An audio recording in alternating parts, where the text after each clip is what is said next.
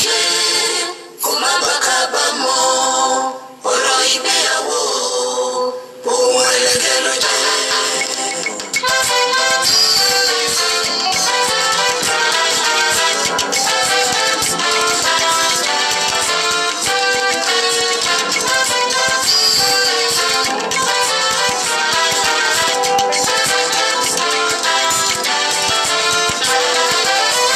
Kí o tó ṣe kó má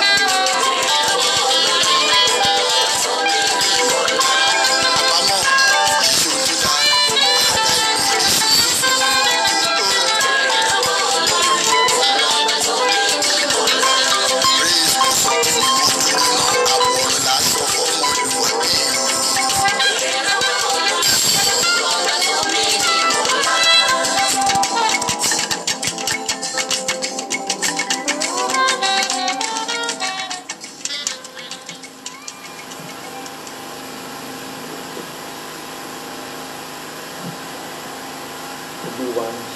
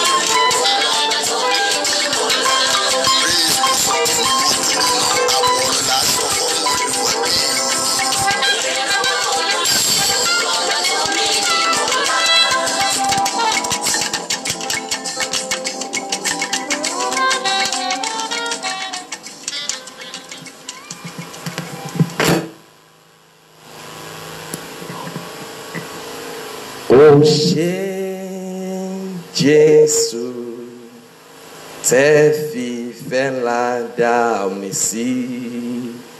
Ọ̀pọ̀lọpọ̀ ló ti kú tí wọ́n ti filẹ̀ bóra.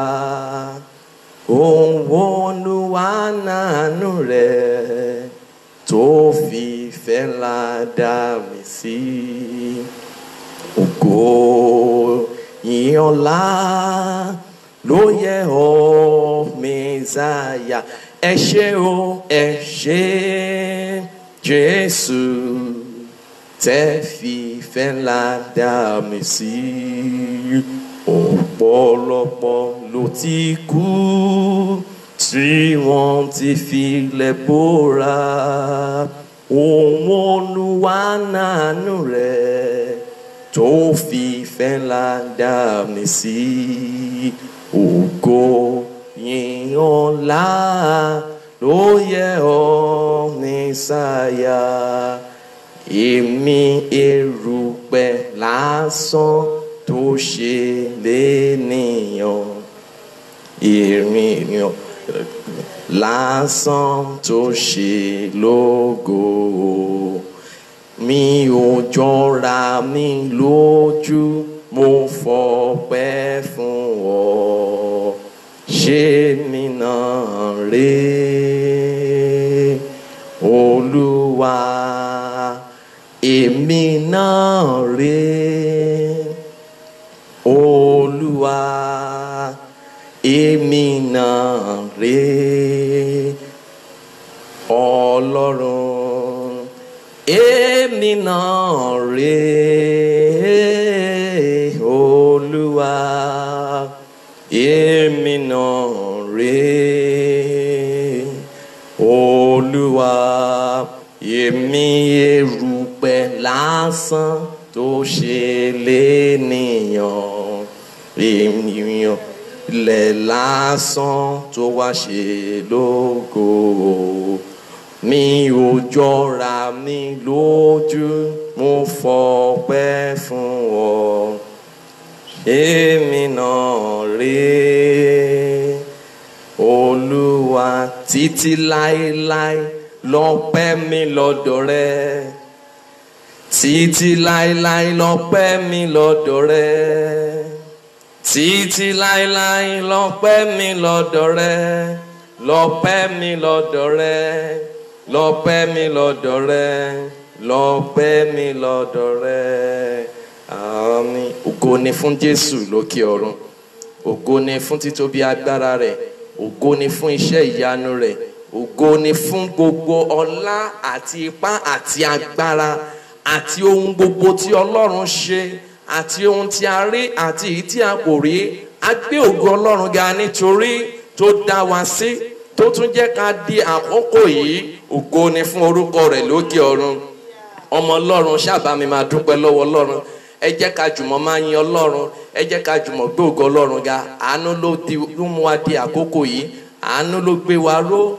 It is just by His mercy that we are alive. Wá nípa orí ọ̀fẹ́ rẹ̀ ni. Tó bá sọ wípé kó wo nǹkan tí ò ń ṣe àbí nǹkan tó ní, ó yẹ lẹ́ni tí ó yẹ kó wà láyé, ṣùgbọ́n ó fún wa lórí ọ̀fẹ́ tá fi wà láyé. Ògo ni fún Jésù lókè ọ̀run. Ṣáà máa juwọ́ rẹ sókè sí Ọlọ́run. A yìn Ọlọ́run wa, a gbé ògo Ọlọ́run ga. Ògo ni fún orúkọ rẹ̀. Kí Ọlọ́run kó tẹ́wọ́ gba ọpẹ́ wa. Kí Olúwa kó tẹ́wọ́ gba ìyìn wa. Èyí ni ètò wákàtí ìtúsílẹ̀ tó ń tẹ̀síwájú, tó dé sí etí ojú ìmáwòmọ́rùn èmi àti ẹ̀yin, tó wá láti ilé iṣẹ́ Comment Outreach under the platform of Comment Ministry. Ní orúkọ Jésù, Olúwa kò ní fi èmi àti ẹ̀yin sílẹ̀. Ṣùgbọ́n ká tó tẹ̀síwájú nínú ohun gbogbo, a ó lọ sínú àdúrà. Nítorí àdúrà ló lè ṣe ohun gbogbo. Nípa àdúrà la fi di alágbára, nípa àdúrà la fi di aṣẹ́gun. Ẹ jẹ́ kí a gbàdúrà. Jehovah, Jésù Kristi, Michael mímọ́, bàbá wa àti Ọlọ́run wa, Olúwa Ọlọ́run alágbára, Ọlọ́run olórí ọ̀fẹ́ agbé ọ̀gá yẹn ológo Olúwa gbọ́ ọpẹ́ wa, ẹ̀mí mọ́ gba yẹn wa, àwa síwájú rẹ lọ́jọ́ ológo òní, Olúwa sọ̀kalẹ̀ sí àárín wa, a ti tọ̀ wá, Olúwa bá wa pàdé, fi ara rẹ hàn lónìí, jẹ́rìí ara rẹ Olúwa, wá ṣiṣẹ́ ìyanu rẹ, wá fi ògo rẹ hàn, Olúwa wá fi agbára rẹ hàn. À ń lọ nínú èyí tí ń ṣe ọ̀rọ̀ àti àdúrà àti ètò tí rẹ ti là sílẹ̀ gẹ́gẹ́ bí wákàtí ìtúsílẹ̀. Lórúkọ Jésù, ó yá darapọ̀ mọ́ wa, fi ògo rẹ hàn. Ọ̀rọ̀ tí a ó gbọ́, ohun tí a ó ṣe, àdúrà tí a ó gbà, lórúkọ Jésù jẹ́ kó ní ògo rẹ nínú. A ó máa yan ọmọ bí ọjà Jésù Olúwa wa. Àmín, àmín ní orúkọ Jésù. Ògo ni fún Jésù Kristi lókè ọ̀run. Ògo ni fún iṣẹ́ ìyanu rẹ̀. Ògo ni fún agbára rẹ̀. Bí o bá ti wà lórí ètò yìí, o lè ran èèyàn kan lọ́wọ́ tí ò tíì dórí ètò láti fi ṣọwọ́ sí, láti máa pè sórí aago lọ́wọ́lọ́wọ́. Nítorí ohun tí Ọlọ́run mú tọ̀ èmi àti rẹ wá, ohun tí ó lágbára púpọ̀ ni. Ta nílò láti mọ̀, ta dẹ̀ nílò láti kọ́ ẹ̀kọ́ rẹ̀, ta dẹ̀ nílò láti fi gbàdúrà. Ohun tí a gbọ́dọ̀ máa fi gbàdúrà ní gbogbo ìgbà ni. A dẹ̀ dúpẹ́ lọ́wọ́ àwọn olórin wa tán ṣíde ètò, tán fàyè sílẹ̀ láti darapọ̀ mọ́ wa nínú iṣẹ́ ìránṣẹ́ yìí.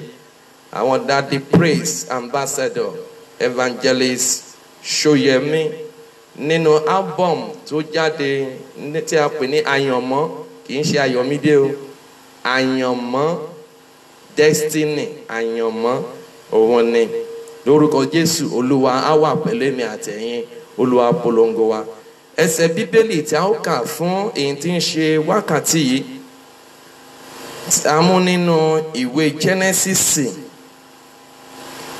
orí 2, bẹ̀rẹ̀ kíkà rẹ̀ láti ẹsẹ̀ 20-1 títí dé ẹsẹ̀ 20-5.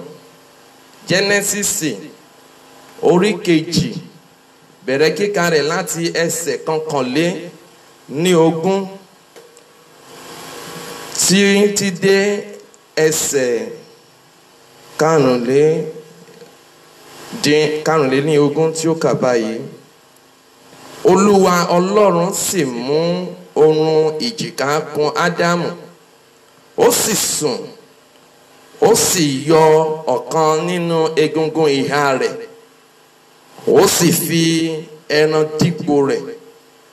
Olúwa Ọlọ́run sì fi egungun ìhà tí ó mú ní ìhà ọkùnrin náà mọ obìnrin, ó sì mú tọ̀ ọkùnrin náà.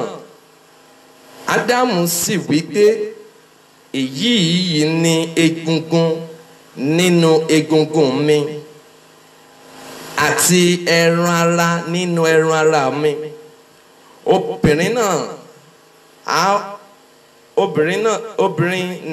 ni a ó máa pè é, nítorí tí a mú jáde láti ara ọkùnrin wá. Nítorí náà ni ọkùnrin yóò ṣe máa fi bàbá àti ìyá rẹ̀ sílẹ̀, yóò sì fi ara mọ́ aya rẹ̀, wọn ó sì di ara kan. Àwọn méjèèjì sì wà ní ìhòhò, àti ọkùnrin náà àti obìnrin rẹ̀, wọn kò sì tìjú. Ògo ni fún Jésù lókè ọ̀run. Ògo ni fún iṣẹ́ ìyanu agbára rẹ̀. A dúpẹ́ lọ́wọ́ Ọlọ́run fún oore ọ̀fẹ́ rẹ̀ ní wákàtí yìí. Today's topic is tagged Before You Say I Do. Before you say I do. Kó tó wí pé mo gbà, mo ti gbọ́, mo ti gbà. Kò sí bí a ṣe lè sọ ọ̀rọ̀ lórí kí o tó gbà, kí mo tó gbà, tí ń ṣe apá kìíní rẹ̀. Ohun tí a ò ní bára wa sọ̀rọ̀ lórí ohun yìí, òun ni ìgbéyàwó.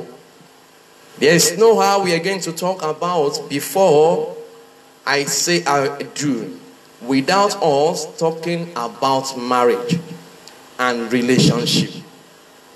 Relationship leads to marriage. And before you go into this, you need to carry out some things and you need to register some things into your memory.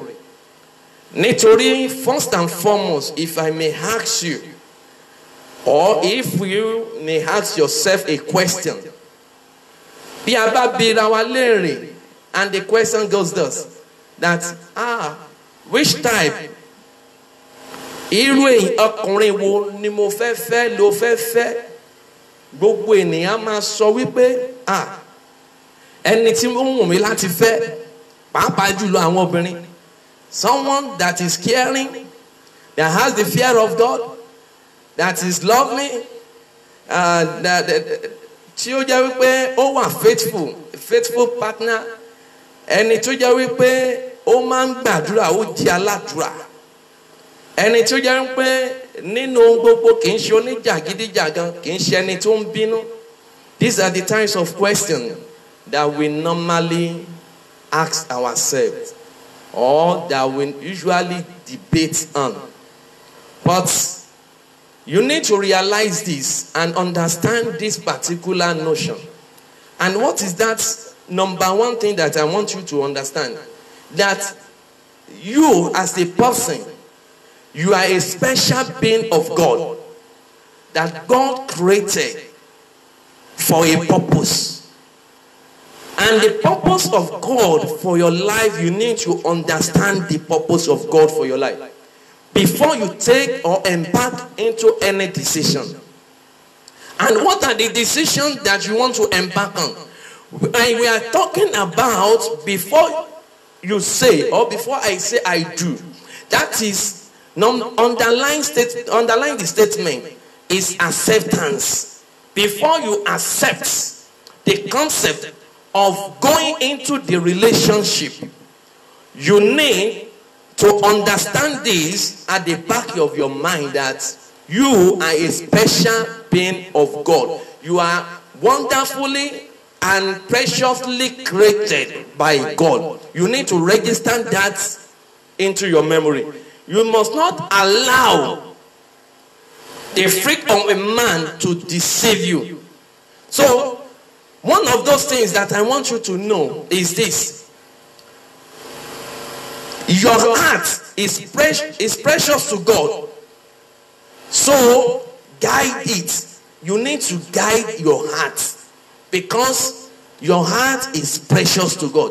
What did I mean by precious? Ohun tí mo ń sọ wípé ó fi ṣàn wọ́n ni wípé kí o tó allow kí ènìyàn kó capture ọkàn rẹ, you need to know that first and foremost, your heart belongs to God before you can release it or give it out to another man, or before you can give it to a woman or a man.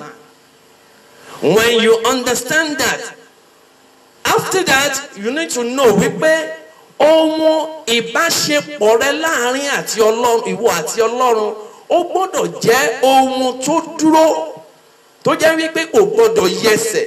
Nítorí bí o bá fi ọkàn rẹ lẹ̀, bí o bá tọ́jú ọkàn rẹ, bí o bá dáàbò bo ọkàn rẹ, bó bá jẹ́ kí ènìyàn kan, ọkùnrin ni tàbí obìnrin ni, kó rápálá wọnú ọkàn yẹn, ó ṣeéṣe kó má rí tòjọ́ títí Jésù yóò fi dé. Praise the Lord. Praise the Lord. Praise the Lord. Now, ohun tí mo ń sọ tí mo fẹ́ jẹ́ ohun mọ̀ṣíkejì ni wípé the relationship and your relationship should draw you closer to God. Kí o tó sọ wípé I do. Before you say I do, relationship, you need to understand what that relationship means. And ohun tí relationship yẹn tó fẹ́ jámọ́ àbíbi tó ń lọ. As a Christian, before you go into a relationship, you need to sit down. You need to talk to God. And before you go to the altar, you need to kneel down and pray to God and allow God to direct your path. Bí o bá bá ènìyàn pàdé lónìí, ìpele èèyàn oríṣi méjì ló wà nínú ìrìn àjò yìí. Nínú ìrìn àjò tí a ń sọ yìí, nítorí ìrìn àjò tí o fẹ́ gbà yìí, òun ló máa ṣe atọ́nà rẹ sínú ìgbéyàwó. That's number one. òun ló máa ṣe àtọ́nà rẹ sínú ìgbéyàwó tó fẹ́ wọ̀. Bí o bá dẹ̀ sọ wípé o gbà sí nǹkan, ìyẹn mean pé o ti fi ọkàn rẹ jì fún nǹkan yẹn ni. Praise the Lord. Praise the Lord. Mo ń sọ nípa ohun tí a lè fi èyí tí ń ṣe relationship tó jámọ́. Ohun kò tó lè sọ wípé o bá ènìyàn rìn. Mo sọ wípé ìpele méjì ló wà nínú ayé. Àní ìpele méjì yẹn ni wípé yálà ẹni tó fẹ́ bá rìn ó jẹ́ onígbàgbọ́ tàbí ó jẹ́ ẹni tí ò mọ Ọlọ́run, unbeliever. Either the person is a Christian or believer, or the person happens to be unbeliever. Ìpele méjì tó ti lè rí yálà obìnrin tàbí ọkùnrin. Tí ẹni tí ò mọ Ọlọ́run, Mr. A àti ẹni tí ò mọ Ọlọ́run, MSB, tí wọ́n bá jọ tò pọ̀, tó máa jọ darapọ̀, ìyẹn túmọ̀ sí wípé wọ́n jọ mú ara wọn, wọ́n jọ rí inú ara wọn, wọ́n jọ rí èrò ara wọn. Ìrìn àjò yẹn lọ ní ìrìn àjò tí ò mọ Ọlọ́run yẹn. Ṣùgbọ́n ìrìn àjò tó mọ Ọlọ́run tó jẹ́ pé ìrìn àjò tí a fi sọlẹ̀ gẹ́gẹ́ bí Kristẹni, ó máa ní èrò kan nínú rẹ̀. Èrò yẹn ni wípé ohun tí òun fẹ́ ṣe yìí kò gbọ́dọ̀ dúró òun kúrò nínú ìfẹ́ ti Ọlọ́run. You must not allow the relationship that you are going into or that you want to venture into draw you away from God. Because your relationship must allow you to move closer to God. When you have that deep concept within you, you will know that you need to walk. And in the walk here, you have to gather your treasure and place it into the hand of God. Praise the Lord. Kó tó sọ wípé ó gbà, ó nílò láti mọ̀ wípé ẹni tí Ọlọ́run rán sí ọ yìí, ẹni tí ó sọ wípé ó gbà fún yìí, ó jẹ́ wípé ẹni tí Ọlọ́run rán sí ọ láti gbà fún ni. Ládẹ̀ ti sọ wípé ìrìn àjò náà yóò máa tẹ̀síwájú. Bí ìrìn àjò yẹn bá dẹ̀ ti ń tẹ̀síwájú, òun ló máa bí èyí tí ń ṣe ìgbéyàwó. O nílò láti mọ àwọn yẹn. Bó bá ti mọ àwọn nǹkan yìí, ohun gbogbo kò ṣòro. Jẹ́ nǹkan orin yìí. Orin yẹn ní gbogbo èèyàn mọ̀ wípé kò sí bí èèyàn ṣe ń la ìrìn àjò lọ́kọ láya kọjá, ènìyàn máa mú nǹkan kan, ènìyàn máa ro nǹkan kan, ènìyàn máa wá nǹkan kan. Kí ló ń wá? Ó náà wọ́n wá ìfẹ́. And ìfẹ́ happens to be an abstract that you cannot hold. You can only be saying it with your ẹnu lásán. O lè tí máa ní okay, Mr. B, Mr. Túnbọ̀sún, ẹ jọ̀ọ́ mo fẹ́ ìfẹ́, ẹ lọ bá mú ìfẹ́ wá. Ìyẹn èèyàn lè sọ wípé òun lè lọ mú ìfẹ́. Kí o tó sọ wípé o gbà, you need to focus on some things. And what are those things that you need to focus?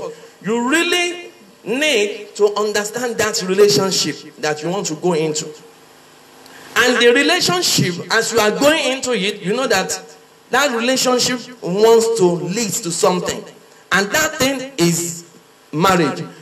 In fact, I try to make a research based on something and based on some certain things as a scientist anyway, because I love to make research on so many things, both living things and non-living things. So, as per the research that I made, throughout the whole world, in the institute created by human being, the institution created by God is the only institution that when you are going into that institution, that you will collect, receive your certificate before you go into that institution. And this institution is the only institution that you can never graduate. When you enter into the institution, you have entered it. It's either you drop out from the institution or you carry over in the institution. One can graduate in an institution. That is the only institution you will see on earth that they will give you certificate before you go into it. Praise the Lord. And it's the institution, it's the only institution that you will continue to learn. Títí Jésù yóò fi dé. It's the institution that you will continue láti rẹ́, láti jà, láti tún fọwọ́sowọ́pọ̀, láti gbàdúrà together. It's the only institution. Ó nílò láti mọ̀ wípé this ohun tí a ti fẹ́ ṣe yìí, tó fẹ́ ṣe yìí, ó fẹ́ jámọ́ kankan ní ìgbéyàwó. Àǹkéèyàn tó lè sọ wípé mo mú ọ, mo rí ọ, mo ti gbà fún ọ. O gbọ́dọ̀ nílò láti gbé àwọn ìgbésẹ̀ kan. Kí ni ìgbésẹ̀ yẹn ni wípé mọ̀ dájú nínú ọkàn rẹ according to Philippians chapter 5:25 tó ń sọ wípé ọkọ a fi ṣe orí fún obìnrin gẹ́gẹ́ bí Jésù gan ti jẹ́ orí fún ìjọ. Ìyẹn túmọ̀ sí pé ìgbéyàwó tí Ọlọ́run fẹ́ ti pasẹ̀ rẹ gbé kalẹ̀, ẹni tí Ọlọ́run fẹ́ jẹ́ kó mú kó fọwọ́ mú wá láti fẹ́, Ọlọ́run fẹ́ jẹ́ kó gbé kalẹ̀ nínú ìfẹ́ rẹ̀, nínú agbára rẹ̀, nínú ògo rẹ̀. Ephesians chapter 5:25. Ẹ jẹ́ sáré ka ibẹ̀ ká sáré wo nǹkan tó sọ. Ephesians 5. Ẹ̀yin ọkọ. Ẹ̀yin ọkọ. Ẹ fẹ́ràn àwọn aya yín. Yes. Gẹ́gẹ́ bí Kristi sì ti fẹ́ràn ìjọ. Gẹ́gẹ́ bí Kristi ti fẹ́ràn ìjọ. Tí ó sì fi ara rẹ̀ fún. Ó dẹ̀ fi ara rẹ̀ fún, ó ti tó. Ó fi ara rẹ̀ fún ìjọ. Ìyẹn túmọ̀ sí pé nǹkan tí rẹ̀ náà fẹ́ ṣe yìí, ó fẹ́ fi ayé rẹ̀ fún, ó fẹ́ fi ara rẹ̀ fún. The relationship that you want to enter, before you go into that relationship deeply, you need to consult God. That is what most people fail to do. Wọn kì í wá ojú Ọlọ́run. Bí ènìyàn bá kàn rí nǹkan he báyìí, ó ti mú nìyẹn, kò sí ojú Olúwa níbẹ̀. Ìyẹn ló fà á tó yẹ pé ọ̀pọ̀lọpọ̀ ìrìn àjò yẹn kò kí ń dalẹ̀. Nítorí kí ni à ń mú àwọn nǹkan tí ò ṣe òun la fi mú mọ́. Mo béèrè lọ́wọ́ alẹ́ nǹkan wípé bí a bá ní ká wò ó dáadáa gẹ́gẹ́ bí ọ̀dọ́, gẹ́gẹ́ bí obìnrin, gẹ́gẹ́ bí ọkùnrin, kò yọ ìwọ tó wà nílé ọkọ sílẹ̀ as you are watching me. Ó ní àwọn ẹ̀kọ́ kan tí a ó mú jáde, tá ó jọ jùmọ̀ dìmú bí àyè bá gbà wá. Apá kìíní leléyìí. Òun ni wípé ohun tí ó tó mọ̀ lọ́kàn rẹ̀ pé ọkùnrin tí mo fẹ́ fẹ́, ẹni tí ó ní ìbẹ̀rù Ọlọ́run, ẹni tí ó lè gbàdúrà, ẹni tí ó máa ṣègẹ́ àti ìgẹ́ ìyàwó rẹ̀, ẹni tó jẹ́ wípé kò ní rò lẹ́ẹ̀mejì, kò ní gbọ́wọ́ sókè láti sọ wípé òun náà yàwó, ẹni tó jẹ́ wípé kò ní lọ máa pàjẹ́ níta, kò ní lọ máa ṣe ṣèyí ṣọ̀hún. Ó máa wò wípé irú èèyàn bẹ́ẹ̀ yẹn ló fẹ́. Ṣùgbọ́n bó bá dẹ̀ fẹ́ irú èèyàn bẹ́ẹ̀ yẹn, ìyẹn túmọ̀ sí pé egungun nínú ìhà rẹ̀ òun ló ń sọ nípa ẹ̀. Now, when you are talking about egungun nípa ìhà rẹ̀, ìgbésẹ̀ wo wá ló yẹ kó gbé? What are the things that you need to watch out for before saying I do? You need to watch out for some certain things in the journey of this particular thing that we are talking about. Ó nílò láti mú àwọn nǹkan kan lò, ó nílò láti mú àwọn nǹkan kan gbọ́. Ohun tó nílò láti mú gbọ́ àkọ́kọ́ ni emotions, your emotions. Ọ̀pọ̀ ọkùnrin, ọ̀pọ̀ obìnrin, kí wọ́n tó gbé ìgbésẹ̀ nǹkan, ojú ni wọ́n máa ń wò. Ojú òun ni wọ́n máa ń wò. They don't consult God. They are not sure. Wọ́n kàn rí pé obìnrin yìí rẹwà, figure 8 ni. Oh no, you need to wọ́n ọmọ yẹn ò gbọ́dọ̀ lọ. Mo nílò láti mú èrò nípa ti ara ti ọkàn. Òun ni. Are you sure? Ẹni tí ó ń rí yìí, òun ni fún ìfẹ́ ayé rẹ. Ẹni tí ó rí yìí, ṣé ìfẹ́ ayé rẹ ló wà fún? Orin tí a fi ṣíde ètò, wọ́n sọ wípé béèrè lọ́wọ́ orí, jọ̀wọ́ má ṣe rò tẹ̀ wá. Ọ̀rọ̀ ìgbéyàwó àṣẹ Ọlọ́run máa ní. Only once you are joined together, kò sẹ́ni tó lè put asunder mọ́. Ṣùgbọ́n agbára ìfẹ́ tí ara máa ń put asunder bẹ́ẹ̀nìyàn bá rò dáadáa kó tó ṣe bẹ́ẹ̀nìyàn bá fi sí ọwọ́ Ọlọ́run. Òun ni wípé under the emotion I want you to have this. Are you sure that this person torí yìí òun gangan ni? Ìpele kejì ni pé have you consulted the Lord? Have you consulted God based on the relationship that you want to step into? Ṣó gbàdúrà sí, ṣó béèrè lọ́wọ́ Ọlọ́run. Now let me emphasize based on this consultation from the Lord. Based on this consultation that you need to inquire from God is this nítorí ọ̀pọ̀ ènìyàn ti ṣìṣe, ọ̀pọ̀ ènìyàn ti ṣì, ọ̀pọ̀ ènìyàn ti miss ẹ̀ in this area of consulting God. Kí ni ìdí tí ọ̀pọ̀ ènìyàn fi miss ẹ̀ ní? Ó sọ pé ó fẹ́ fẹ́ èèyàn, ó wá sọ pé ó mórúkọ lọ sọ́dọ̀ wòlíì. Ní àkọ́kọ́ ẹni tó ní ó fẹ́ fẹ́ nǹkan ti pa yín pọ̀, ti dà yín pọ̀. Wòlíì yẹn ò lè rí nǹkan kan ju wípé májẹ̀mú tó ti so yín pọ̀ ní ìdàpọ̀ yẹn òun ló kọ́ máa rí. Ìyẹn ní. Ìkejì ni wípé òun sọ wípé ẹni yìí ó fẹ́ gbàdúrà sí àbí Ọlọ́run gbàdúrà sí. How are you sure? Based on ẹni tí ó lọ bèrè lọ́wọ́ ẹ̀. Ṣó yìí wà lórí òkè Kámẹ́lì, orí òkè Hórébù, ṣó yìí wà lórí òkè Sinai tí ń ṣe orí òkè Ọlọ́run ní ìgbà tó fẹ́ lọ bá láti lọ consult. Nígbà tó bá dé tó sọ pé dáàdì mọ́mì mo wá gbàdúrà sí nǹkan kan, ṣóun dẹ̀ ti mọ̀ wípé ọ̀rọ̀ níyàwó dé ló wá gbàdúrà sí. Ẹ́sà ó wà òkè. Nítorí ó ti mọ èrò ọkàn rẹ, ó ti mọ ìfẹ́ ọkàn rẹ, á dẹ̀ fi fún ọ gẹ́gẹ́ bí ìfẹ́ ọkàn rẹ. Kò sí yọnu, ó wà òkè.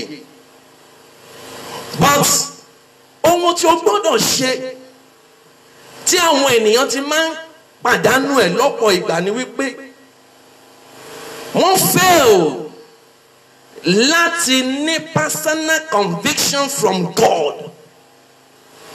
They don't consult God before they venture into it. Personally, kí Ọlọ́run bá wọn sọ̀rọ̀, for you to know the voice of God and that of to differentiate from the voice of Satan. The spirit of discerning spirit must set in when it comes to picking, when it comes to relationship, when it comes to marriage, because your relationship will lead to marriage. Now, as a Christian, you don't just jump into any relationship. The relationship that you know that is going to waste your time, don't venture into it. Because, number one, the relationship will be full of lust. The lust is based not only on sexual immorality, but the lust will be centered on self-centered. The lust is centered on self-centered. Immortal nìkan, ìmọ̀tínú mi ni máa ṣe, ìmọ̀tínú nìkan ni. Òun lè máa rí nínú ìpéjọpọ̀ èyí tí ń ṣe ẹni tó jẹ́ wípé kì í ṣe nípa ti ìfẹ́ ti Ọlọ́run. Another thing that you are going to see fún ẹni tí ò béèrè lọ́wọ́ Ọlọ́run, tí ò wá ojú Ọlọ́run lórí ìrìn àjò yẹn, tó jẹ́ pé the ìrìn àjò is centered based on lust. Òun ni pé they will never see the will of God in their journey. The will of God can never be planted or is not even planted in their relationship. And the relationship will only be about me alone. Nítorí kí ni wọn ò ní mọ ìfẹ́ tí ara wọn, àjọṣe ara wọn. Nítorí ìkan nínú wọn á máa rò wípé tòun nìkan ni, ìkejì á máa wò wípé ti bíbá yìí ni. Bí ìkan bá ń fà á sókè, ìkan máa fà wálẹ̀. Nítorí kò sí ọ̀nà Ọlọ́run níbẹ̀. Number three things that you need to know. Do you have the conviction from the Lord? That is another one. After consulting, you personally, do you have that conviction that ẹni tí o rí he yìí, ẹni tí o mú yìí, ẹni tó bá ọ sọ̀rọ̀ yìí, òun lẹni tí Ọlọ́run tó sọ nípa ẹ̀, ẹni tí Ọlọ́run tó ní òun ló gbọ́dọ̀ tó ìrìn àjò ayé rẹ mọ́. Ìkẹrin ni wípé, do you carry out the needful for God to do his own part based on your own? Ṣé ìrẹ́ o ṣe ohun tó yẹ kí o ṣe tó dẹ̀ wá fi tó kúlẹ̀ fún Ọlọ́run pé Ọlọ́run mo ti ṣe tó tí mo wá ṣe ó yá wá take over. If you don't do that, that means the relationship that you are building it outside the direction of God, not in the direction of God. Outside, not in the directions of God. You have to know that. Before you say you do, I do. Oh God. Ọ̀rọ̀ tó lágbára ni o. Torí náà, láyé àtijọ́ láyé àwọn màmá wa, kò tẹ̀ ń ṣe pé wọ́n máa ń alárinà ló máa ń wà láàárín ìrìn àjò yẹn. Ṣùgbọ́n lóde ìsìn, bí ẹ bá rí obìnrin tàbí ọkùnrin kan bá rí obìnrin láti bá a sọ̀rọ̀. Excuse me, please. Sorry. There's something. Ọ̀tọ̀ ni nǹkan tó máa kọ́ fi pàdé ẹ̀. Tó bá dẹ̀ pàdé, you are cute o.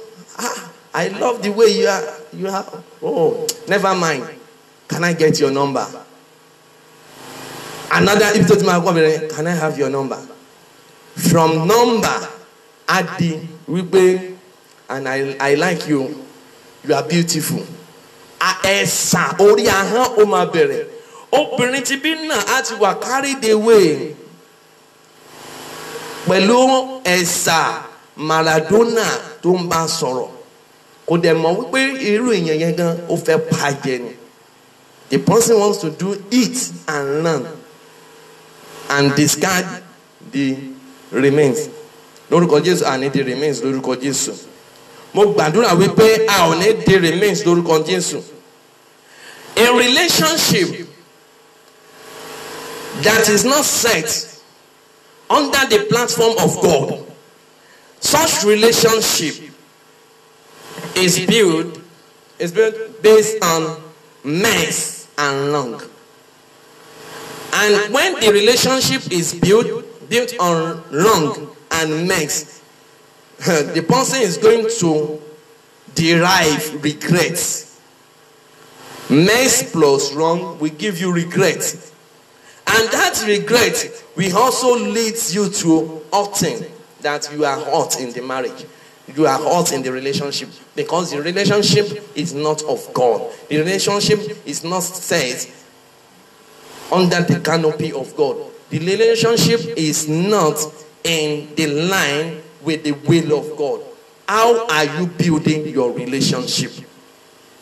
What type of relationship are you building? As a Christian, are you building a relationship that after leading to marriage, the type of children that you want to produce is the godly children that will know God, that will dedicate their life to the things of God, or from serving God and knowing God more and more?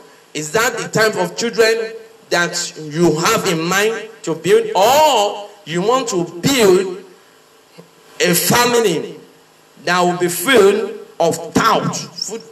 Àwọn máa gbèrò. Ṣé òun ló fẹ́ gbé jáde? Wọ́n sọ pé àwọn ọmọ àbí ní ìran tí ò ní ìran. Lórúkọ Jésù, ojú òní ti wá. When unbeliever go into relationship with a Christian, know that I want you to understand that such relationship will eventually lead to fake relationship. Ẹni tó gbọ́ Ọlọ́run gbọ́ àti ẹni tí ò gbọ́ Ọlọ́run gbọ́. For instance, fún àpẹẹrẹ, ènìyàn tó jóbìnrin tó gbọ́ Ọlọ́run gbọ́ tó mọ Ọlọ́run tó fi gbogbo ayé ẹ̀ fún Ọlọ́run, àti unbeliever tó sọ pé àwọn máa gbọ́ Ọlọ́run gbọ́ tó jẹ́ pé ọmọ ti paraku nígbà tó máa mọ̀, tó jẹ́ oníṣìnà, tó jẹ́ pé bó ṣe ń pààrọ̀ ilé ló ń pààrọ̀ pupa tó ń pààrọ̀ dúdú tó ń gbé. Irú èèyàn bẹ́ẹ̀ yẹn, when you go into that relationship, you are building a relationship of fake relationship. Because tó bá yá sọ fún pé àwọn ti ju gbogbo ẹ lẹ́wọ̀n dẹ̀ mú gbọ́mọ́ òun ò fa sìgá mọ́. Ó kàn sọ fún ẹni. But when you are not with him, á bẹ̀rẹ̀ sí ń ṣe. Àwọn Yorùbá ń sọ pé ẹni tó bá purọ́ á jalè. Ẹni tó bá dẹ̀ jalè á dọ́kọ́. Àwọn Yorùbá náà ló wá sọ wípé àwọn ọlọ́tí tó bá mutí ẹ lọ gbọ́ ọ̀rọ̀ wọn. Yes, we are still going to, we will soon round up the part 1 of this program. Next week we continue from the part 2. Tẹ́ bá gbé ọ̀rọ̀ wọn, ọlọ́tí á máa sọ wípé àná ò dá fún ọlọ́tí rí ni, àná ò kí ń dá fún ọlọ́tí rí. That yesterday, àná yẹn ò dá rárá ó pàdé gan. Ọ̀rọ̀ bàbá mi kan nínú Olúwa nìkan tó gbaṣẹ́ ìránṣẹ́. Ẹni wọn ni mo ti gbọ́ statement yẹn. Now he's doing well in the work of God now. Praise God.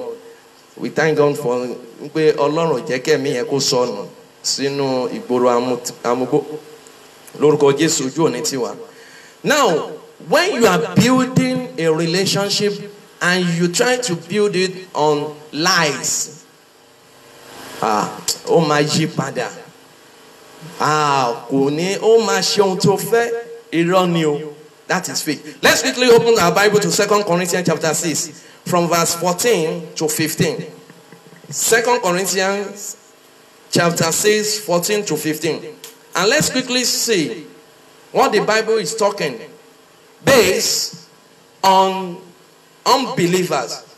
Yes. And Ìrẹ́pọ̀ kí ni Kristi sì ní pẹ̀lú Beliali? Yes. Tàbí ìpín wo ni ẹni tí ó gbàgbọ́ ní pẹ̀lú aláìgbàgbọ́? Oh yes. Ìrẹ́pọ̀ kí ni tẹ́ḿpìlì Ọlọ́run sì ní pẹ̀lú òrìṣà? Ìrẹ́pọ̀ kí ni tẹ́ḿpìlì Ọlọ́run? You that you are a Christian, that you know God. Your body is the temple of God. Then ẹni tó fẹ́ bá máa tò pọ̀, the body system is filled with that of idols. Kí ni correlation tó wà láàárín àwọn méjèèjì? Kí ni àwọn méjèèjì fẹ́ produce? Yes. Nítorí ẹ̀yin ni tẹ́ḿpìlì Ọlọ́run alààyè. Yes. Gẹ́gẹ́ bí Ọlọ́run ti wí pé èmi ò gbé inú wọn, èmi ò sì máa rìn nínú wọn. Because Ọlọ́run ti dá májẹ̀mú nínú ìrìn àjò tí o fẹ́ wọ̀. Nítorí tí o bá rí ìrìn àjò yẹn wọ̀ ní dáradára tí ò ń ṣe yìí tá pinlẹ̀ lórí fake. Ọlọ́run á máa gbé inú ìrìn àjò yẹn. God will dwell in your relationship. God will also sit in the marriage that you will establish. Because your relationship with things leads to marriage. After leading you to marriage, then God will now come and sit on your marriage and in your marriage as well. Because everything about the journey is built around with the table of God. You center it and channel it to God. Yes? Èmi ò sì jẹ́ Ọlọ́run wọn. Èmi yóò sì jẹ́ Ọlọ́run wọn. Wọ́n sì jẹ́ ènìyàn mi. Yes. Wọ́n á jẹ́ Ọlọ́run, á jẹ́ Ọlọ́run wa. Àwa náà wá jẹ́ ènìyàn. That is, ohun tí Ọlọ́run fẹ́ jẹ́ kó mọ̀ yẹn dájú ni wípé the relationship that you are trying to enter is the relationship that you want to build for Christ, for God. And as you are building that relationship, gbàmí gbọ́n pé ohun kan fẹ́ jáde nínú relationship yẹn, ògo kan fẹ́ ti èyí tí ń ṣe ara relationship yẹn jáde. Nítorí ògo yẹn nígbà tó bá parapọ̀ tó di ẹyọ kan tí ó di ìyàwó, àwọn ògo tó fẹ́ jáde, àwọn ọmọ tó fẹ́ ti pàṣẹ ògo yẹn jáde, àwọn ọmọ tí a fẹ́ gbé kalẹ̀ fún ìfẹ́ àti májẹ̀mú Ọlọ́run ni, fún èyí tí ń ṣe ògo Ọlọ́run ni. Now, ohun tí a ń sọ, òun ni wípé a gbọ́dọ̀ mọ̀ ọ́ dájú. O nílò láti gbàdúrà. Má kàn sọ wípé mo ti gbọ́, mo ti gbà kọ́ lọ́ máa fẹ̀yẹ́ bolẹ̀. It's not the right thing at all. Torí àwọn tí ò gbàdúrà dáadáa bọ́ bá wọnú ìgbéyàwó nígbà mìíràn tó bá fọ́nkọ tàbí tọ́kọ bá fẹ́ wọn, oríṣiríṣi kóńdó kò mọ̀ ni wọ́n máa ń jọ̀ mọ́ ru wọn lórí. Kìdẹ́ ń ṣe pé ó wá láti inú ìfẹ́ ọkàn rẹ̀. according to the scripture. Now, I'm writing to you now, telling you that you must not associate yourself to this kind of people. Let's look at 1 Corinthians chapter 5, verse 11. 1 Corinthians chapter 5. If you want to build your home, if you want to venture into a good relationship, má dàpọ̀ mọ́ aláìgbàgbọ́, mọ́ ẹni tí ó mọ Ọlọ́run, gbàdúrà, intensify in your prayer. Yes. Ṣùgbọ́n nísinsìnyí, but now, mo kọ̀wé sí yín pé I'm writing to you that bí ẹnikẹ́ni tí à ń pè ní arákùnrin bá jẹ́ àgbèrè, yes, tàbí olójúkòkòrò, tàbí abọ̀rìṣà, tàbí ẹlẹ́gàn. Bí èèyàn kan bá wà nínú àwọn tí ó kọnu sí ẹ, bó bá jẹ́ alágbèrè, tàbí abọ̀rìṣà, tàbí ọ̀mùtí, nínú ohunkóhun tí wọ́n là sílẹ̀, yes, tàbí ọ̀mùtípara, tó ń mutí tó ń para, God, tàbí alọ́nilọ́wọ́gbà, tó tún máa ń lọ́nilọ́wọ́gbà nǹkan, kí ẹ má ṣe bá a kẹ́gbẹ́. má ṣe bá a kẹ́gbẹ́. Bíbélì ti fìdí ẹ̀ sọ̀rọ̀, yes. Irú ẹni bẹ́ẹ̀, kí ẹ má tilẹ̀ bá a jẹun. Oh God, glory be to God. Bí o bá ti mọ̀ wípé ẹni yìí, bí a ò mọ̀ nígbà àkọ́kọ́ nígbà tó kọnu sí ẹ, nígbà kejì tó wá kọnu sí ẹ, tó kọnu sí ọ, ó wá discover wípé ọ̀mùtí ni, run for your life. Má dúró de irú ẹ̀dá bẹ́ẹ̀. Bíbélì ló fìdí ẹ̀ múlẹ̀. Má dúró de. Bó bá rí wípé ó yẹ ń ṣe orò ìdílé, òrìṣà ìdílé, tètè sásálà fún ẹ̀mí rẹ̀. Kó má bàa di wípé ìwọ náà máa wá lò fún òrìṣà wọn tó bá yá. What we are saying is this. Ohun tí o fẹ́ gbé kalẹ̀, ìdílé tí o fẹ́ gbé kalẹ̀, ó ní ṣe pẹ̀lú májẹ̀mú Ọlọ́run. Àmájẹ̀mú Ọlọ́run tó ní ṣe pẹ̀lú òun ni wípé o gbọ́dọ̀ mọ̀ dájúdájú wípé ènìyàn nílò láti gbàdúrà. O lè ti ní àṣìṣe kan tẹ́lẹ̀, ṣùgbọ́n nínú àṣìṣe yẹn, bí o bá súnmọ́ Olúwa á pa májẹ̀mú àṣìṣe yẹn rẹ́, á dẹ̀ amend your ways in order for you to get another platform tó yẹ pé ó máa sunwọ̀n dáadáa fún ọ. Ọlọ́run ló máa ń tó, kì í ṣe ènìyàn. Ọlọ́run ló máa ń fi fúnni, kì í ṣe ènìyàn. Ọlọ́run ló máa ń jẹ́ kó ṣeé ṣe, kì í ṣe ènìyàn. If you are of broken heart, broken things can become blessed things. If you let God do the needful, if you let God do the mending, the broken things can be amended. God can turn it to be a blessing. And tó jẹ́ wípé ó máa ní ògo ọlá Ọlọ́run nínú. Ní àkókò púpọ̀. Finally, for this part one, let me quickly take us to another thing that we need, things that we need to watch out before we say yes, before you say I do. Part of those things that you need to watch out is this. You need to talk to God before dating.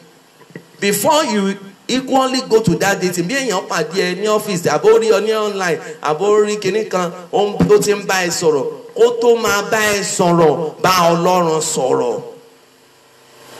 Pray to God.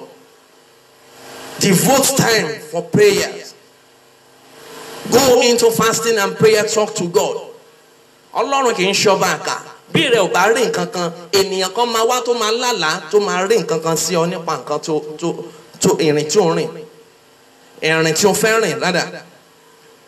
Talk to God before you go into it. If you are dating because you wanted it, ẹlòmíì á máa lọ sínú ìrìn àjò wípé torí pé wọ́n ti fi ń ṣe yẹ̀yẹ́ wípé àwọn ẹgbẹ́ wọ́n ti ní ọkùnrin tó ń tẹ̀lé wọn kiri. Some people venture into relationship because of ESAs. Some venture into relationship because kí ni ká ti wí pé èmi náà ò níyàn kan, gbogbo àwọn ọ̀rẹ́ mi náà ti mọ ọkùnrin mọ́. Don't do copycat. Dúró pẹ̀lú májẹ̀mú Ọlọ́run. Dúró pẹ̀lú májẹ̀mú Ọlọ́run. Because if you do that, ó ṣara rẹ lóore, ó ń ṣe ọkàn rẹ ní jàǹbá ni. O nílò láti di ìfẹ́ Ọlọ́run yẹn mú kí o jẹ́ kí èyí tí ń ṣe ìfẹ́ yẹn kó wá sí ìmúṣẹ. O nílò láti mọ̀ wípé ẹni yìí o ti mú tọ̀ Ọlọ́run, ó pé Olúwa mo ti gbé dé o, kí ló ní sọ fún mi? Mo sọ pé kò sí wòlíì Ọlọ́run láti sọ wípé bí o bá ń fẹ́fẹ́ èèyàn tó mórúkọ lọ bá wọn, wọ́n á sọ bó ti jẹ́. Ṣùgbọ́n any relationship that you want to enter, pray very well before you enter it. Máì tí lọ ṣe ìyàsímímọ́ abẹ́ kó tó lọ enter into it. If you do such thing, that means you are nailing yourself into májẹ̀mú wípé kò sí nǹkan tó dẹ̀ máa yà yín, for better and for worse, for gbóngbó, for kùmọ̀. That is it. Lórúkọ Jésù, Olúwa ò ní fi wá sílẹ̀. Let's rest today's message at this spot. Next week, we are going to continue. Olúwa dẹ̀ ràn wá lọ́wọ́. Lórúkọ Jésù, ò ní ṣìṣe. Lórúkọ Jésù, Olúwa dì ọ́ mọ́. Ẹ jẹ́ á wọnú agbami àdúrà based on this message. Ní ìgbà tí Ọlọ́run dá Ádámù, ó rí pé ó nílò olùrànlọ́wọ́. You need an helper. You need helpmates. And your helpmate, before you go deep into your helpmate, ọ̀sẹ̀ tó ń bọ̀ la máa yìí máa sọ̀rọ̀ lórí ẹ̀ dáadáa. Before you go into or get your helpmate, you need to pray. Kí Ọlọ́run kó mú ìhà tiẹ̀ kó mú tọ̀ ọ́ wá. When you see your ìhà gangan, wọ́n nílò láti sọ fún ọ. Ìwọ gan náà máa mọ̀ wípé yes, this is the Lord's doing and it is marvelous in our sight. Ẹ jẹ́ wọnú agbami àdúrà, ràn yàn kan lọ́wọ́ ń pé kó wá sórí ètò ìlọ́wọ́lọ́wọ́. Ètò wákàtí ìtúsílẹ̀ ló ń lọ tó dẹ̀ ní í ṣe pẹ̀lú ọ̀rọ̀ àfẹ́sọ́nà ìgbéyàwó àti ìdílé. Àfẹ́sọ́nà ìgbéyàwó, lórí rẹ̀ láti fẹ́ gbàdúrà báyìí. A ti ń wọnú agbami àdúrà náà nìyẹn. Lórúkọ Jésù, Olúwa kó bù sí ọ̀rọ̀ rẹ̀ kó dẹ̀ ṣe rere nínú ayé wa. Jésù Olúwa wa. Now let's go into prayer. We want to pray. Are you ready? Are we ready for the prayers? Help someone. Start sharing it. Let people come in online in order to participate so that they too they can have something to hold on to. Ẹ jẹ́ bẹ̀rẹ̀ sí gbàdúrà. Ẹ jẹ́ sọ fún Olúwa ní Olúwa o. Ṣíjú àánú rẹ wò mí lónìí. Mo gbọ́ ọ̀rọ̀ wípé kí n tó sọ wípé mo ti gbọ́ mo gbà. Olúwa wá kọ́ mi mọ̀ ṣe. Olúwa ṣíjú àánú rẹ wò mí. Kí n tó mọ̀ sọ wípé nínú ìrìnàjò mi mo gbọ́ mo gbà. Olúwa kọ́ mi mọ̀ ṣe. Olúwa ṣíjú àánú rẹ wò mí kó kọ́ mi láti mọ̀ ọ̀nà rẹ. Ó yẹ jẹ́ sọ ọ́ di àdúrà. Jehovah Jésù Kristi. Michael mímọ́ Olúwa Ọlọ́run alágbára, Ọlọ́run ìyanu. Olúwa Ọlọ́run alágbára. Olúwa mo ti tọ̀ ọ́ wá. Wá ṣàánú fún mi. Wá kọ́ mi mọ̀ ọ́ ṣe nínú ìrìn àjò tí mo wọnú rẹ̀, èyí tí mo fẹ́ wọnú rẹ̀, èyí tí mo ti wà nínú rẹ̀. Olúwa ṣàánú fún mi. Ẹ̀mí mímọ́ wá ṣàánú fún mi. Wá kọ́ mi mọ̀ ọ́ ṣe. Olúwa wá ràn mí lọ́wọ́. Ẹ̀yin ogun ọ̀run ẹ dá sí ìrìn àjò ayé mi. Olúwa wá bá mi pàdé. Ẹ̀mí mímọ́ ó yá darapọ̀ mọ́ ayé mi. Olúwa Ọlọ́run alágbára wọnú ayé mi. Má jẹ́ n ṣìṣe. Ògo ni fún orúkọ rẹ. Jésù Olúwa wa. Jésù Olúwa wa. Jésù Olúwa wa. Láti ìsinsìnyí lọ, ọ̀pọ̀ ènìyàn tó bá fẹ́ wọnú ìrìn àjò alábàárìn pẹ̀lú ọkùnrin àti obìnrin, ohun kan tó máa ń wò ní ìfẹ́kùfẹ́ ti ara náà máa ń wò. Tó bá di ọ̀sẹ̀ tó ń bọ̀ a máa sọ̀rọ̀ dáadáa lórí ẹ̀. Ṣùgbọ́n nítorí àkókò kò sí apá kìíní ni tó bá di ọ̀sẹ̀ tó ń bọ̀. Ṣùgbọ́n máa gbàdúrà yìí pé Olúwa o, ṣí ojú inú mi. Jẹ́ kí n mọ ọ̀nà tó tọ́ láti gbà nípa rírìn nípa ìbáṣepọ̀ láàrin ọkùnrin àti obìnrin láti yàn Olúwa ṣí ojú iná mi, Olúwa ṣí ojú iná mi láti yan alábàárìn tèmi àti rẹ̀ yóò jọ wà dálẹ́dálẹ́. Olúwa ṣí ojú iná mi, ó yá sọ ọ́ di àdúrà. Jehovah Jésù Kristi Michael mímọ́, Olúwa Ọlọ́run alágbára ṣí ojú iná mi, ṣí ojú ẹ̀mí mi, jẹ́ kí n rí ẹni tí èmi àti rẹ̀ yóò jọ wà títí dọjú alẹ́. Ogungun ìhà mi, Olúwa jẹ́ ká pàdé, Olúwa jẹ́ ká pàdé. Lórúkọ Jésù má jẹ́ ń ṣe lásán, Olúwa má jẹ́ ń lébọ̀ lásán, Olúwa má jẹ́ ń mọ̀fo. Connect me, oh Lord. Father Lord, open my spiritual side for me to see the person, the bone of my bone and flesh of my flesh. Open my spiritual side. Connect us together. Connect us together. Má gbàdúrà. Olúwa, God connect me. Bí Ọlọ́run bá connect rẹ, bó bá délẹ̀ má jẹ̀mú ìṣúra rẹ. Ìwọ náà mọ̀ wípé yes, ibi ìsinmi ayọ̀ rẹ ní kò dẹ̀ ní sí ìbànújẹ́ níbẹ̀. Gbàdúrà Jésù Olúwa wa. Jésù Olúwa wa. Jésù Olúwa wa. Ọmọ Ọlọ́run àdúrà ló lè ṣe. Ìrìn àjò tí a ń sọ yìí, tá a kàn rán sọ wẹ́rẹ́ yìí, ìrìn àjò tó lágbára ni. Mi rò wípé bí ọ̀sẹ̀ mẹ́ta gan a lè parí ẹ̀, ṣùgbọ́n Ọlọ́run á ràn wá lọ́wọ́. Méjì mẹ́ta tí a bá máa bára wa sọ, Ọlọ́run á fi àmì sí. Ìrẹ́ náà dẹ̀ rí tiẹ̀ ṣe nínú ẹ̀. Sọ fún Olúwa ní Olúwa o. Fún ìrẹ́ tí oyè ń wọ Ọlọ́run fún adé orí gẹ́gẹ́ bí ọkọ tàbí aya, sọ gbólóhùn yìí fún Ọlọ́run. Sọ wípé Olúwa, place me at the right spot for me to meet my spouse or my partner. Olúwa fi mí sí ibi tó tọ́ àti ibi tó yẹ láti pàdé àyànfẹ́ tí a ti kọ mọ́ mi àti èyí tí ń ṣe adé orí mi. Olúwa, gẹ́gẹ́ bí ọkọ, gẹ́gẹ́ bí aya, gẹ́gẹ́ bí ọkùnrin, gẹ́gẹ́ bí obìnrin, fi mí sí ibi tó tọ́ tèmi yóò ti pàdé olólùfẹ́ mi. Ó yẹ kí a sọ ọ́ di àdúrà. Olúwa Ọlọ́run alágbára, Ọlọ́run olórí ọ̀fẹ́, ṣé ò ń gbàdúrà? Ṣé àwọn aládùúrà ti dórí ètò yìí? Ó yá bẹ̀rẹ̀ sí ń gbàdúrà. Bí o bá ń wojú Ọlọ́run fún àyànfẹ́, máa sọ fún Ọlọ́run wípé Olúwa kó fi ọ́ sí ibi tó tọ́ àti ibi tó yẹ. Ibi tó tọ́ àti ibi tó yẹ láti pàdé ẹni tí Ọlọ́run ti yàn fún ọ. Wípé kí Olúwa kó fi ọ́ síbẹ̀. Bẹ̀rẹ̀ sí ń bá Ọlọ́run sọ̀rọ̀. Bẹ̀rẹ̀ sí ń bá Ọlọ́run rìnrìn àjò yìí pẹ̀lú àdúrà. Olúwa fi mí sí ibi tó tọ́ àti ibi tó yẹ. Tí ìdí ṣe adé orí mi, tí ìdí ṣe àyànfẹ́ mi, tí ò ní fi kọjá mi. Ó yá wá fi mí síbẹ̀. Ẹ̀mí mímọ́ fi mí síbẹ̀. Olúwa náwó orí ọ̀fẹ́ rẹ. Olúwa gbàdúrà fún mi. Gbọ́ àdúrà Jésù Olúwa wa. Ní orúkọ Jésù Kristi ní àgbàdúrà. Jésù Olúwa wa. À ń sọ̀rọ̀ nípa ìmúrasílẹ̀ ìgbéyàwó ní relationship, ní ìrìn àjò aládọ́rìn lọ́kùnrin àti lóbìnrin, alábàárìn láàrin ọkùnrin àti lóbìnrin. Ìmúrasílẹ̀ ni preparatory stage ni. Now ó máa sọ fún Ọlọ́run ní Olúwa o, nínú ìrìn àjò tèmi àti ẹni tí o ti pèsè sílẹ̀ yóò jọ rìn, Olúwa fi ọwọ́ agbára rẹ̀ gbèrò. Oh God.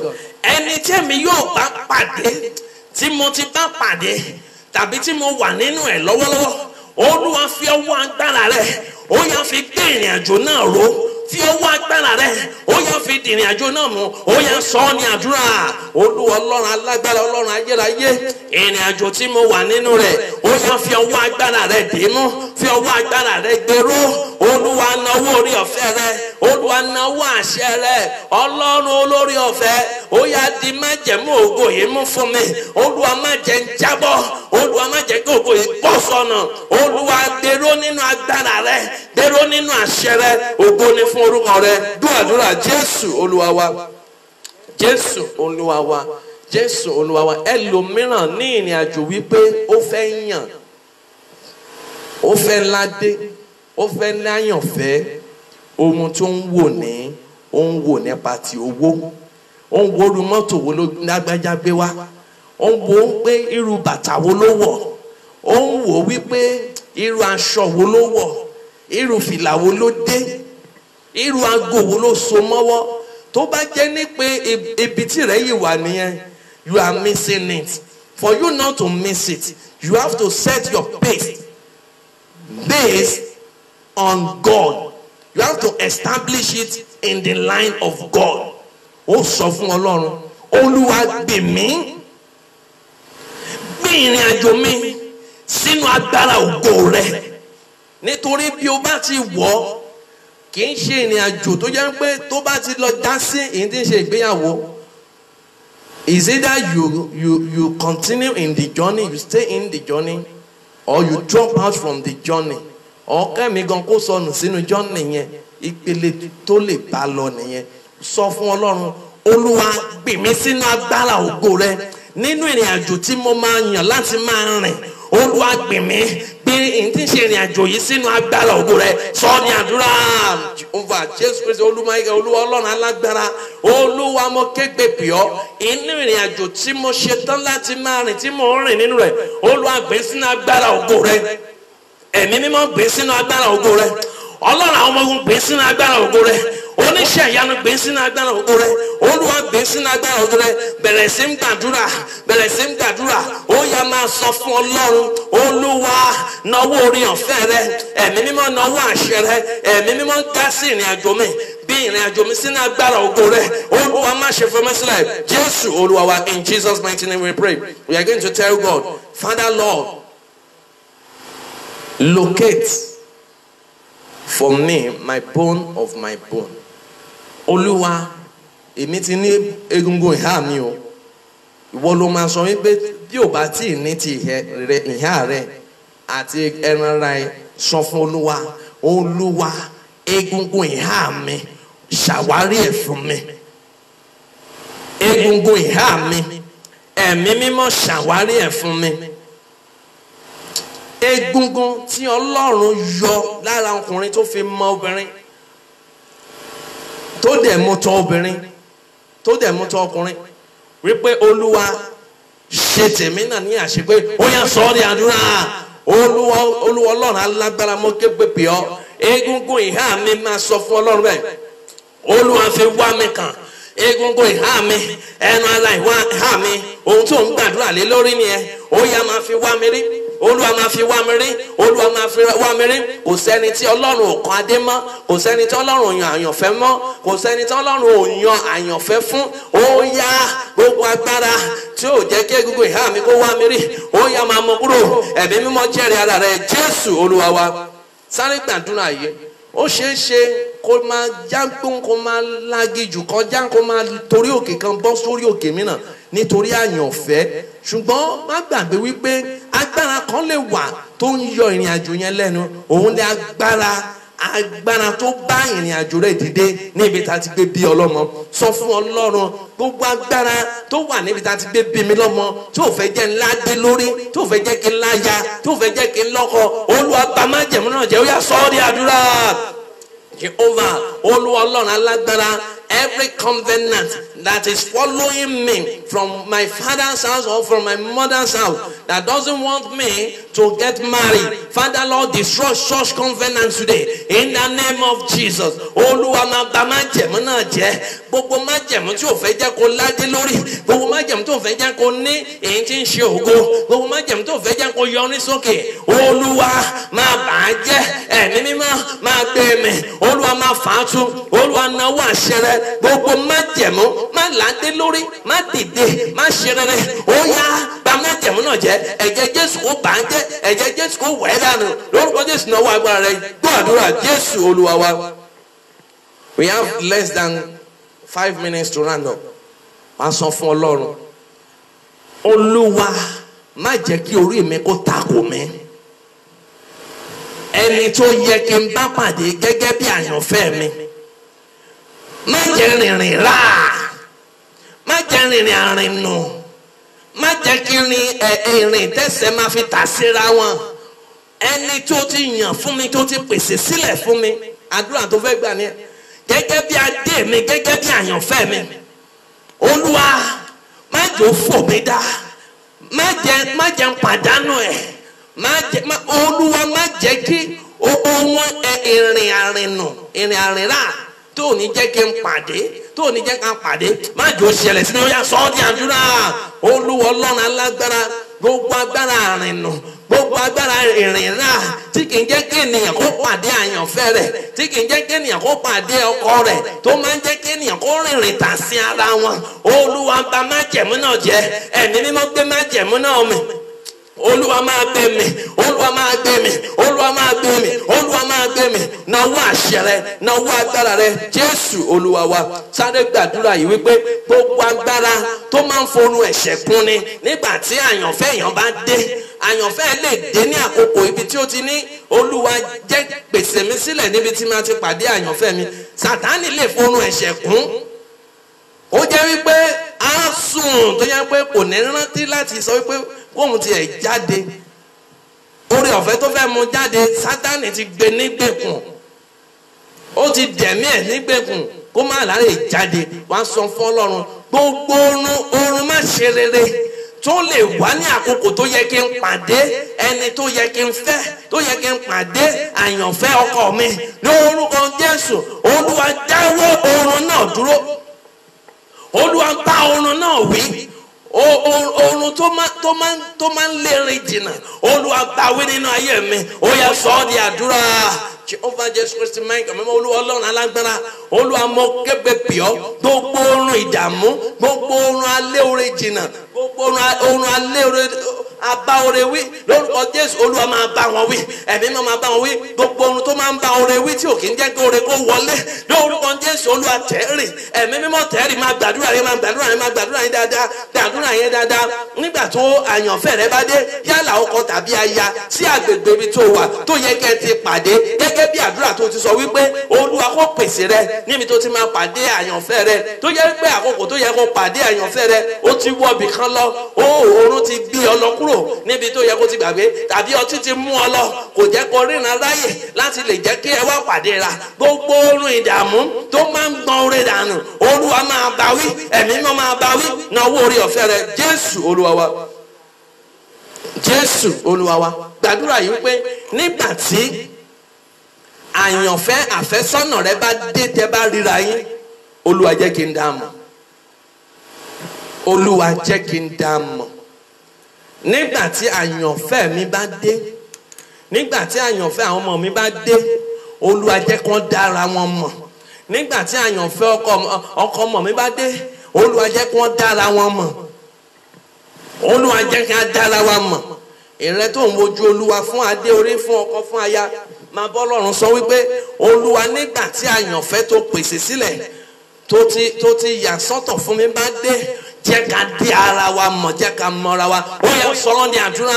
Olúwa Ọlọ́run olórí ọ̀fẹ́, Ọlọ́run ayérayé, Ọlọ́run àjíǹde àti ìyè, akégbè bíọ́ ní wákàtí. Olúwa nawọ́ orí ọ̀fẹ́ rẹ, èmi àti àyànfẹ́ mi, Olúwa jẹ́ ká dá ara wa mọ̀. Nígbà tí a bá ríra, máa bá Ọlọ́run sọ̀rọ̀. Mò ń ràn án lọ́wọ́ ni o, èmi ti náyànfẹ́ tèmi, mò ń ràn án lọ́wọ́ fún ohun tó máa sọ ni wípé Olúwa jẹ́ ká pàdé ara wa, jẹ́ ká dá ara wa mọ̀. Nígbà tá a bá ríra wa, Olúwa jẹ́ kẹ̀mí mímọ́ rẹ kó ṣiṣẹ́, jẹ́ kẹ̀mí mímọ́ rẹ kó sọ̀rọ̀. Olúwa jẹ́ kí ògo rẹ kó farahàn. Olúwa nawọ́ oore ọ̀fẹ́ rẹ, ẹ̀mí mímọ́ jẹ́rìí ara rẹ. Olúwa fagbára rẹ hàn. Olúwa má jẹ́ ń ṣe lásán. Ògo ni fún orúkọ rẹ. Dún àdúrà, Jésù Olúwa wa, Jésù Olúwa wa, Jésù Olúwa wa. Finally, gbàdúrà yìí wípé ègún tó máa ń yọni lẹ́nu nínú ìdílé tí kì í jẹ́ kí ènìyàn kó ní adé lórí, Olúwa bá mi dáná sun ègún náà. Finally nìyẹn, ègún tó máa ń yọni lẹ́nu tí kì í jẹ́ kí ènìyàn kó ládé lórí nígbà tá àkókò tó, Olúwa bá mi fa májẹ̀mú ègún náà yá, bá mi dáná sun ìwé tí Sátánì kan lórí ayé mi. Èmi ti náyànfẹ́ tèmi, ṣùgbọ́n mo ń ràn án lọ́wọ́ ni. Ohun tó Olúwa ní sọ fún ọ ni ó dẹ̀ gbọ́dọ̀ gbàdúrà yẹn. Gbogbo májẹ̀mú ègún tí kì í jẹ́ kí ènìyàn kó ládé lórí, tó máa ń jẹ́ kí ènìyàn kó di nǹkan míì, Olúwa bá májẹ̀mú náà jẹ́. Ó yá sọ́ọ́dí àdúrà. Every covenant that will not allow one to get married in one's father's house or mother's house, that God should break such covenants right now. Start praying, start praying, start telling God. Máa bá Ọlọ́run sọ̀rọ̀, máa bá Ọlọ́run sọ̀rọ̀. Tẹnumọ́ dáadáa. Gbogbo májẹ̀mú yálà tó ń jẹ àbúrò, tó ń jẹ ẹ̀gbọ́n, tó ń ja ìran ó yá máa bá májẹ̀mú náà jẹ́ gbogbo májẹ̀mú tó ń bẹ nínú ìran tí kì í jẹ́ kí àwọn ọmọ ológo ibẹ̀ kán ní adé lórí ní àkókò tó tó àti tó yẹ Olúwa bá májẹ̀mú náà jẹ́ Olúwa bá májẹ̀mú náà jẹ́ Olúwa dáná sun májẹ̀mú náà Olúwa dáná sun májẹ̀mú náà Olúwa fi agbára rẹ̀ hàn ẹ̀mí mímọ́ náwó àṣẹ rẹ̀ Olúwa fi dídóbi rẹ̀ hàn ògo ni fún orúkọ rẹ̀ Jésù Olúwa wa ní orúkọ Jésù Kristi ní agbàdúrà Jésù Olúwa wa a fẹ́ gbàdúrà. We want to pray. Let's close our eyes for prayer.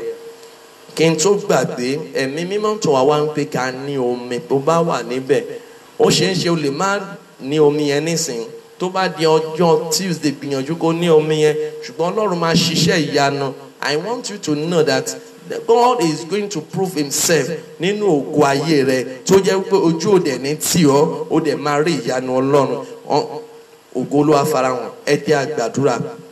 Jehovah Jésù Kristi Michael mímọ́ bàbá wa àti Ọlọ́run wa Olúwa Ọlọ́run olórin ọ̀fẹ́ Ọlọ́run aláṣepé iṣẹ́ ọ̀rọ̀ rẹ rèé ohun tí rẹ gbé kalẹ̀ ni ètò rẹ ni àṣẹ rẹ ni kí ọkùnrin àti obìnrin kí wọ́n jọ parapọ̀ kán di ọ̀kan kí ọkùnrin kó fi bàbá àti ìyá rẹ̀ sílẹ̀ kó parapọ̀ mọ́ ìyá rẹ̀ kán jọ di ọ̀kan káwọn náà bẹ̀rẹ̀ sí ń gbé ògo dìde láti ara wọn fún ògo Ọlọ́run àyàn ológo fún ọ̀rọ̀ orí ọ̀fẹ́ ọ̀rọ̀ yìí Olúwa gbọ́ ọpẹ́ wa ẹ̀mí mọ́ gba àyẹn wa a ti sọ̀rọ̀ rẹ lórúkọ Jésù gẹ́gẹ́ bí apá kínní rẹ̀ nígbà tí a ó tún pàdé ní ọ̀sẹ̀ tó ń bọ̀ Olúwa dábìrà ìyanu gbogbo ọkàn tó ń wo ètò yìí tó ń ṣàmì lọ́wọ́lọ́wọ́ ní orúkọ Jésù Olúwa bá mi yàn fún wọn ẹni tí ò tí ì yàn ẹni tí ò tí ì ní ẹni tí ò tí ì nádé lórí ẹni tí ò tí ì náyàn fẹ́ lónìí Olúwa bá mi yàn fún wọn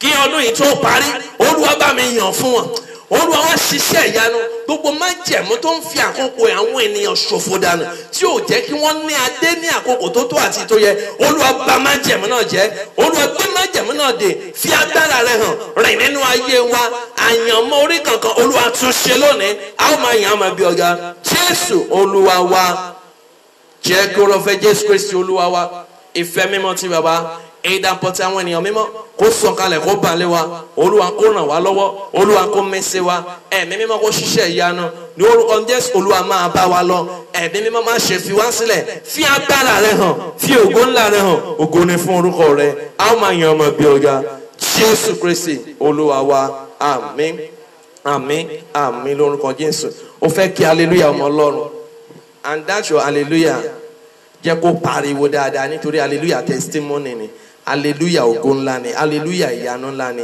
lórúkọ Jésù Olúwa yà èmi àti rẹ lẹ́nu lórúkọ Jésù àníwà bákan náà as you are shouting this hallelujah adé rẹ àyànfẹ́ rẹ ògo rẹ ẹwà rẹ ọ̀run á fi wá orí lórúkọ Jésù gbogbo agbára tó dẹ̀ ń jagun lórí àyànmọ́ ògo rẹ lórí àyànmọ́ fífẹ́ yíyàn Ọlọ́run abámájẹ̀mú náà jẹ́ pẹ̀lú hallelujah tó fẹ́ ké are you ready 1 2 go hallelujah hallelujah hallelujah hallelujah hallelujah hallelujah hallelujah. God bless you all as you watch as you listen to this message. May the grace of God continue to be with us in Jesus' name. Before we go, I want to announce to our hearing today that on Tuesdays and Fridays, 5 o'clock, Ìbápàdé, hour of encounter. Hour of encounter. Wákàtí ìbápàdé. Ó ń tẹ̀síwájú ní gbogbo ọjọ́ Tuesday àti Friday. Lórúkọ Jésù, Olúwa yóò bá wa pàdé. Gbìyànjú láti wá ní ọjọ́ Tuesday náà. Olúwa sọ fún wa wípé ká ní omi. Wípé òun fẹ́ ṣiṣẹ́ ìyanu ní ọjọ́ Tuesday.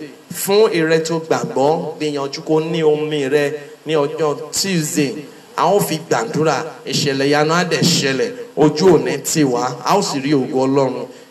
Wọ́n sọ mẹ́sẹ̀gì fún mi ní Ọlọ́run dẹ̀ máa jẹ́rìí ara ẹ̀ bó bá gbàgbọ́ gbìyànjú ó ní omi rẹ ìgbàgbọ́ ń wá pẹ̀lú gbígbọ́ ọ̀rọ̀ Ọlọ́run lórúkọ Jésù Olúwa ò ní fi wá sílẹ̀.